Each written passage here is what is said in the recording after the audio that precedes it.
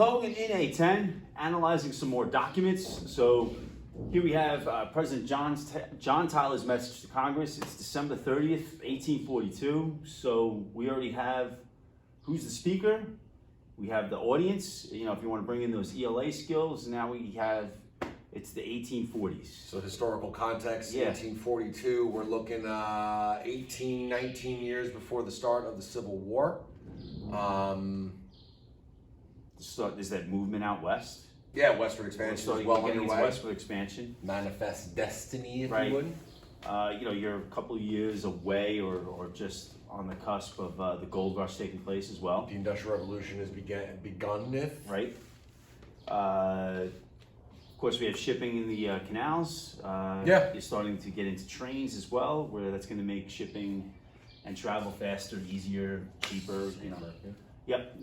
You know, you're still a couple of years away from the Transcontinental Railroad in 1869, but you know, in terms of historical context, this is what's going on. So this is what President Tyler has to say to Congress. To the Senate and House of Representatives of the United States, the Hawaiian and Sandwich Islands could be of great importance to the U.S. economy, owing to their locality and to the course of the winds which prevail in this quarter of the world. The Hawaiian and Sandwich Islands are the stopping place for almost all vessels passing from continent to continent across the Pacific Ocean. This makes Hawaii a hub of trade in the Pacific. They are especially resorted to by the great number of vessels of the United States which are engaged in the whale fishery in those seas. Finally, the sugar plantations established by American businessmen are generating profits we cannot stand to lose as a nation. The cash register was going off in my head throughout the whole thing. It started right here. You know, as soon as I heard economy, it was just like money, cha-ching, cha-ching. And then it was like businessmen, cha-ching, trade, cha-ching, hub, trade, you know. In reality, Yeah. if we want to boil down all of world history Yep. into like one sentence, everything that has been done in the history of the world has been done for money, for power, or for God. And then, of course, the big word there is competition as well. Yeah. You're it's competing like against everything, other it's like countries. no matter what, money, power, and or God. Right. And whatever God or gods if you're a polytheist. Like just And since you're bringing up that whole manifest destiny and you're Yeah. bringing up God, you know, the United States had the God-given right Yeah, to expand it's from the just- Atlantic to the Pacific. You know, so we're looking at Hawaii and the Sandwich Islands, making me hungry. You know, I think we have a map up here. There we go. Yeah, I mean, it's like, boom, you are almost dead smack in the middle of the Pacific Ocean. Almost. Midway Island would be the dead smack. And I don't know who I stole this from, but thank you for this one. But it's also giving you an idea of how far it is from California. I mean, somebody definitely, this is not definitely one of these historical maps. Somebody put this in here, but I mean, this is great when it's giving you an idea of how far Hawaii is from Japan, how far it is from Samoa, Tahiti, and this whole idea of how far it is from certain areas is just, it's a perfect argument as to why the United States needs it. Yeah. It's a transportation hub, as he's saying. A lot of trade taking Refuel, place. restock supplies, and the climate isn't too bad for growing. I think he mentions the sugarcane plantations that are there. Yeah, let's go back to that since we're talking about money, because we have the sugar plantation. Since Hawaii is, you know, it has a climate that lends well to planting and harvesting sugar year round. Another thing taking place in the Pacific is whale fishery as well. You know, we do have a lot of, the whaling industry, you know, Oil. needing whales for oil. Whale Yep. oil was lighting America. So lots and lots of money being discussed here in just a couple of sentences. Anything else we want to say about this? I mean, 1842, do we have Hawaii just yet? No. No, we don't. Heck, we don't even have California yet. Let alone what? We've only got Oregon on the Pacific coast at that point, the Oregon Territory. And there's Hawaii. There's these islands sitting out in the Pacific, all lonely by itself. Almost foreshadowing Yeah, America's destiny to become an imperialist nation. sure. To expand not just on our continent, but to expand overseas as Yeah. well. I mean, there it is sitting there all by itself. Wouldn't it be nice if it had a big, powerful friend like us, you know? All right, let's see what else it's got to say. Just emerging from a state of barbarism, the government of the islands is as yet feeble, but its dispositions appear to be just and pacific. and it seems anxious to improve the condition of its people by the introduction of knowledge, of religious and moral institutions, means of education, and the arts of civilized life. Far remote from the dominions of European powers, as growth and prosperity as an independent state may yet be in a high degree useful to all whose trade is extended to those regions. Now, you brought up God before, or spirituality here. They're just emerging from the state of barbarism. They were savages, and now they want to become civilized. And what better way to civilize these former heathens other than introducing them to religious and moral institutions and educating them in our ways? Why? Because they are so far away from Europe. Hawaii is about as far away from Europe as you could possibly get, Pretty much, yeah. in the world. Yeah. And they're free.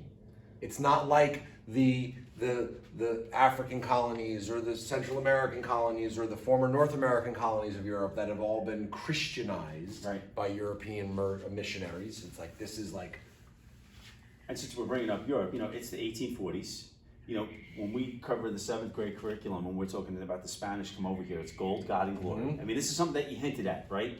The history of the world has to do with power and money, right? Pretty much. Mm-hmm. And here you have it. So, when the Spanish came over here, when they were trying, their goals, if you're breaking it down into 3 simple G's to help you remember, spreading Christianity, to glorify the Spanish Empire, and of course, look for gold.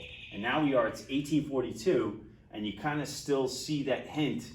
Maybe not gold, but sugar. Yeah, that definitely represents the wealth. I mean, gold can be ambiguous. It's open to a lot of different. It can be somebody else's gold. An allegory. I don't know. It can mean something else. Metaphor. Sugar. I'm not ELA. Trade. All right. So when we're looking at that, there is barbarism. Anytime you're seeing barbarism in the U.S. History curriculum, if there's somebody who appears to be uncivilized, it's going to be up to white American society or Europeans to civilize them. He even coined the phrase "the white man's burden." Yeah, that's right around this unit too. All right, so civilized life. I think we got it. Considering therefore that the United States possesses so large a share of the commerce with those islands, it is deemed not unfit to make the declaration that their government seeks, nevertheless, no peculiar advantages, no exclusive control of the Hawaiian government, but is content with its independent existence and anxiously wishes for its security and prosperity. What's he saying here? I mean, let's see. Now we're going to government, so we're going on to uncivilized barbarism. They need security. They need prosperity. What commerce again is coming up? Islands. It's kind of like, hey, we're big, we're powerful. They're tiny little islands. They have a lot. We have a lot of economic interest there. We're going to protect you. Right. We will come in. You want protection.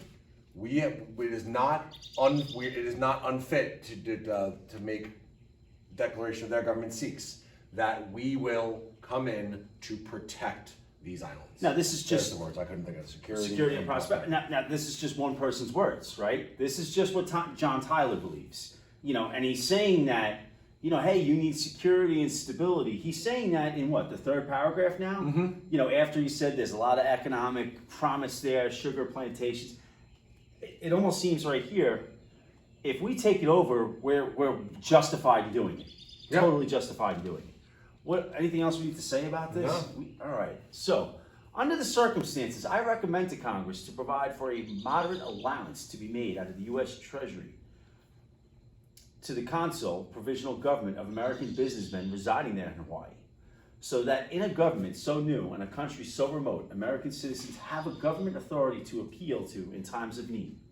Furthermore, this will guarantee no influence or undue exertion of power by European or Asiatic nations in these islands, and suggests to the world that we have the vested interest. Whoa! So I, the President of the United States, is now going to ask the Treasury Department to give money to form our own government within a sovereign nation. We're going to give that control to those American businessmen as Yeah. well, who have a lot of influence and power. I wonder if one of their last names will be Dole. Probably, right? So we're talking about pineapples. And, here's the other thing too, guarantee no influence. They want to prevent outside influences from European countries or Asian countries from getting their hands on it. Yeah, so it's almost like, all right, look, here you have these wonderful set of islands right here. We have business interests there. We have our own people on the ground making money. There is power. If we don't get this, somebody else will. Yeah, and in a couple of, I shouldn't say a couple of years, but in a couple of decades, another guy is going to have interest in Hawaii for a completely different reason. Right. Alfred Thayer Mahan is going to suggest acquiring Hawaii because it's the perfect place to build a naval base.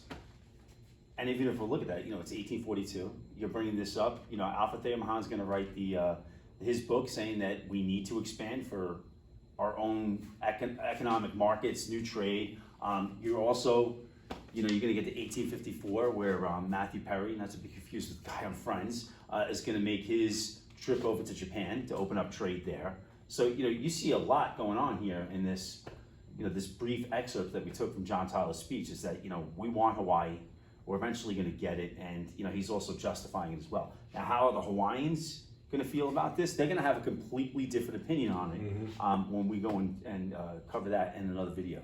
Thanks for watching.